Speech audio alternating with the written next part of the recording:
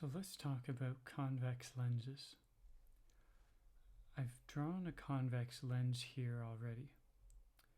As you can see, it has a characteristic shape such that it is widest in the middle and then it tapers off as you go to either side. This produces a curvature that is kind of outwards facing either side.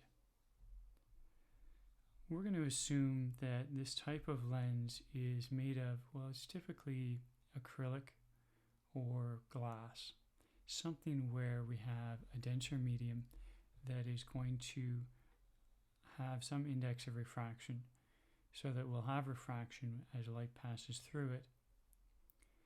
Let's take a look at what that's going to look like.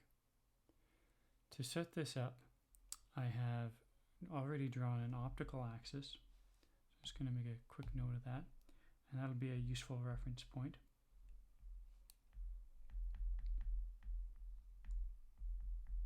And so this is a line that is perpendicular to the surface of the lens in the middle, and it's bisecting that lens. In addition, I've drawn a dotted line through the center in the kind of y-axis, and that the reason for that will become clear shortly. So let's imagine that we have a light source on the left, and we're going to have light passing through this lens, and we'll take a look at how it behaves. For simplicity, what I'm going to do is just draw individual rays of light that are going to represent the idea that we could have a beam of light. We could also do this with a series of lasers to actually get that kind of clear ray of light.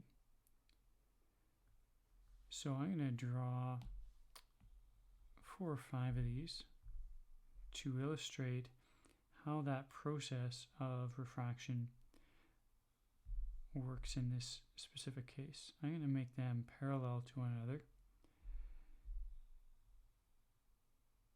and roughly similarly distanced apart. Might have to move this one up a little bit, but I'll try to get them fairly close. Okay, that's reasonably close. Now, what's going to happen here? Well, one thing you may have noticed already is that I'm drawing the rays to the center of the lens. In actuality, what's going to happen is you're going to have light come in, and then at the interface with that lens material, you will have refraction. And then the light will pass through to the other side, and there'll be refraction once again. For simplicity, we can do a lot of analysis overlooking that more detailed process, and we can treat the path of the light such that refraction is happening in the middle. This is only reasonable for thin lenses that are symmetric. But thankfully, those are reasonably informative. Now, when we examine the surface of this lens, we'll note that the angle of incidence of each ray differs. I didn't draw a ray right in the middle, so let's pretend that there is one. I'm not going to draw the full line because I don't want to cover the optical axis. I've drawn the arrow there. Well, what's going to happen if you have a ray of light that's coming right along the optical axis? Well, it's going to encounter that surface at an angle of incidence of 0, because it's right along the normal. And so because that trajectory is perpendicular to the surface, it's going to pass straight through. So there'll be no change in the trajectory of a ray of light going straight through the middle. What about the other rays? How are they going to behave?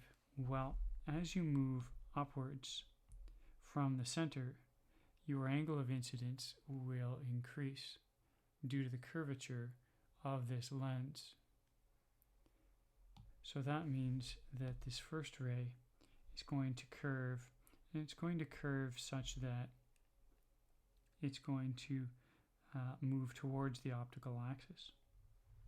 It's going to end up looking something like this. And the exact same thing is going to happen on the symmetric opposite side.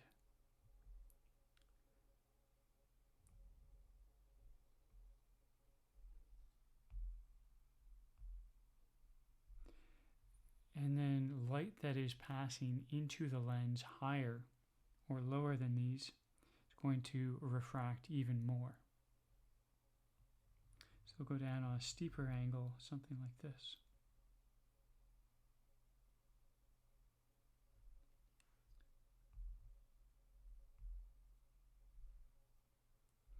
It should have been a little bit more like that.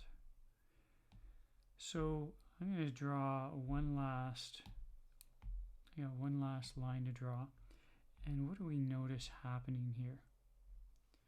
Well, what's happening is each of these rays are intersecting at exactly the same point.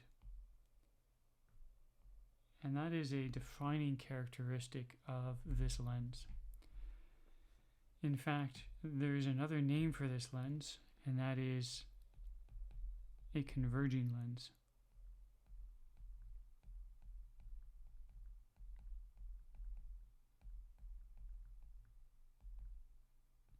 And you will hear both terms.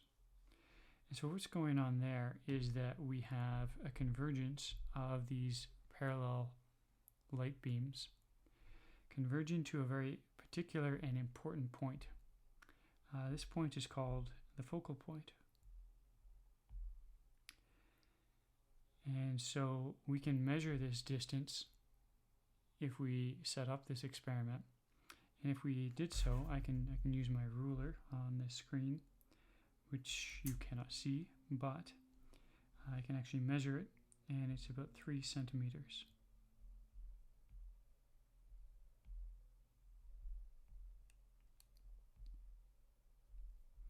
So for this lens, we have a focal distance of 3 centimeters. The focal distance being from the center of the lens to the focal point.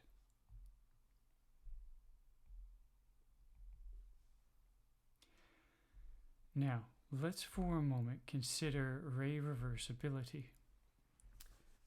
All of this would happen in the other direction as well. So if you had some source of light that was at the focal point and those rays were diverging from one another and entered this lens, they would then end up being plain parallel rays going out the other side.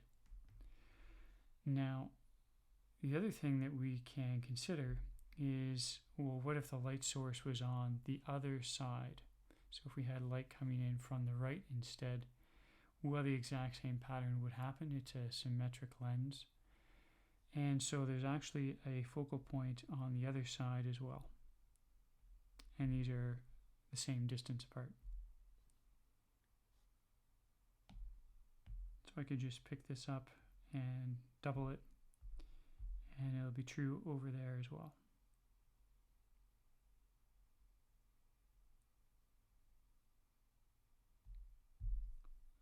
Okay, so that is the defining characteristic of a convex lens, is this behavior where you have parallel rays coming into it, converging to a point, and that point is the defining way of describing a convex lens.